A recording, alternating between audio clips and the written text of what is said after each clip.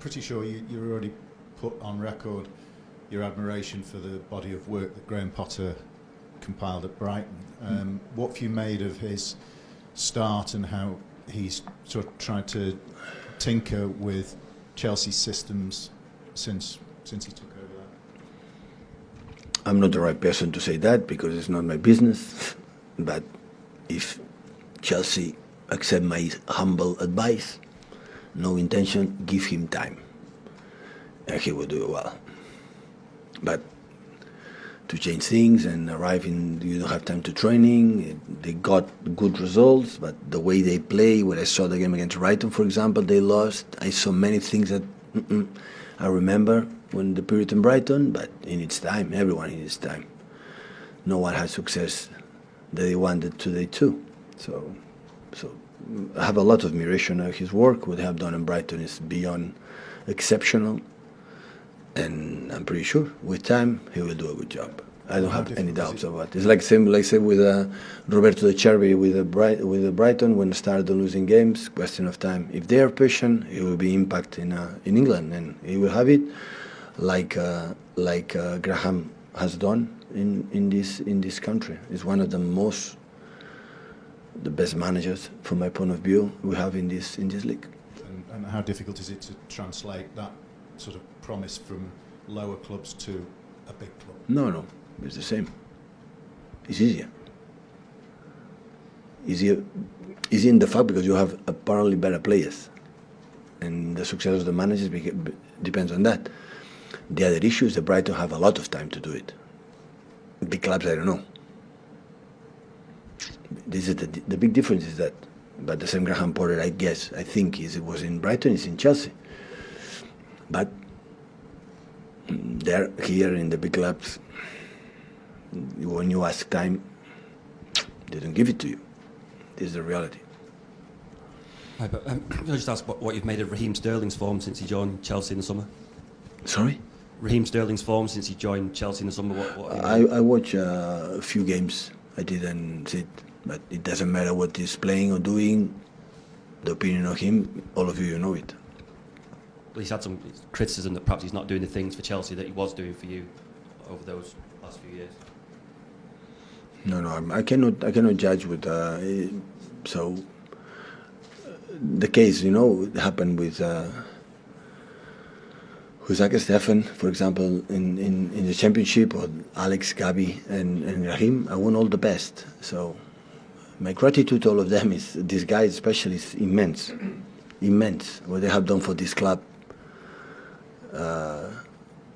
It's just heads off. So thank you so much, and I wish him all the best, and hopefully he's happy there. And when he left, he had some things to say about your management and maybe that he was not playing as much as he had hoped. Do you think when he comes back tomorrow that you'll get a good reception? I hope so. Definitely hope so.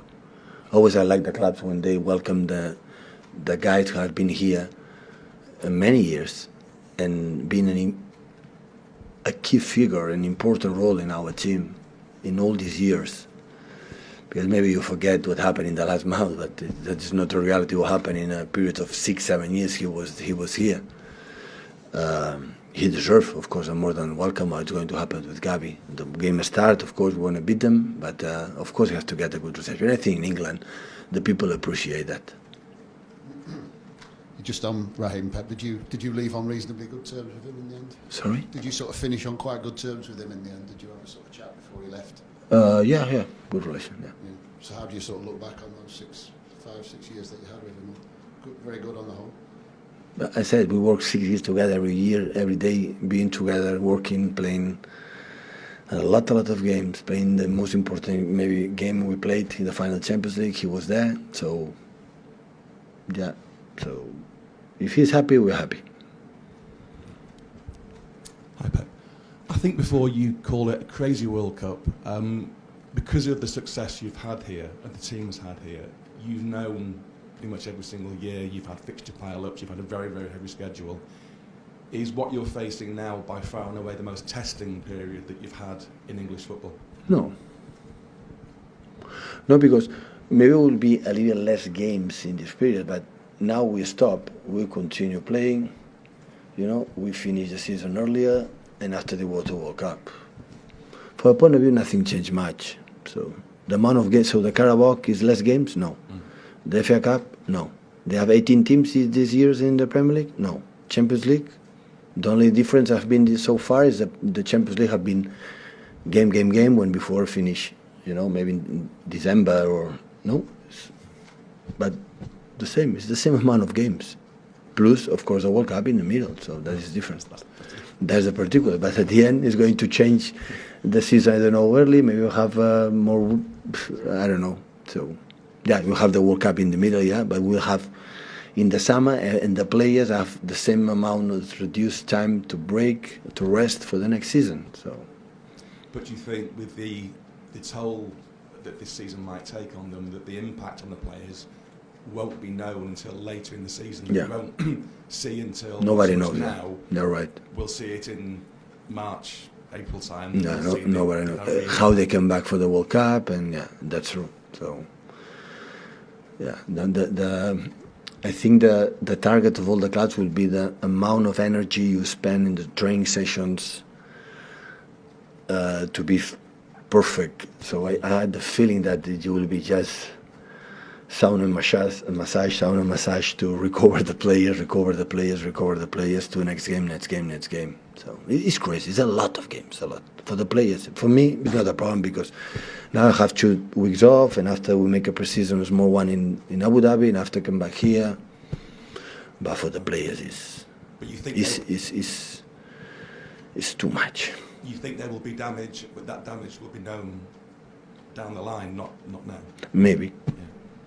Who knows it? Look how many injuries already have done before the World Cup, and after nobody knows it's the first time. And I had the feeling that we have to pay attention a lot how the players feel after World Cup, and like you said, in March, April, when we arrive in the last stages, the depth squad is longer, and here more fresh. They have more chance to win games in that period because the seasons are too long and accumulate seasons after seasons and after seasons, and yeah, that is the reality. Just on the same topic, is there any possibility that the players who are going to the World Cup can be given any time off in between the season? It depends on finish. It arrive the finals. It depends. Go through in the group stage. So it depends. Every player will be treated. It depends how finish, is. But in the first moment, the first idea, I want to give them some days off to refresh a little bit. But in the same time, you have Leeds